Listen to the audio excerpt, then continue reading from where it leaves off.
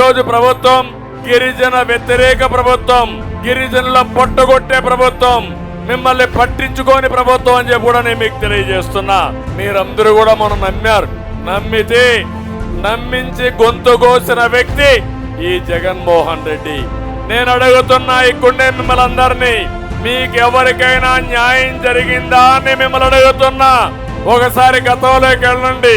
నేనే గిరిజనులో ఒక చైతన్యం తీసుకురావాలని ఆ రోజు చైతన్యం అనే పేరు పెట్టి గిరిజన సంక్షేమానికి నాంది పలికాం.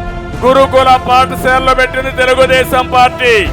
ఒకప్పుడు మన నాయకుడు ఎన్టీ రామారావు గారు గిరిజనులో చాలా మంది చదువుకుంటున్నారు, కానీ ఇంకా చదువుకోవాలి, టీచర్లు కూడా వీళ్ళు సరిగా లేరు, బయట వాళ్ళు వచ్చి ఇక్కడ టీచ్ చేస్తున్నారనే ఉద్దేశంతో ఆ రోజు బీఈడీ పాస్ కాకపోయినా, టీచర్ ట్రైనింగ్ లేకపోయినా గిరిజన ప్రాంతంలో గిరిజనులకే ఉపాధ్యాయ నియామకాలు ఇచ్చింది ఎన్టీ రామారావు గారు.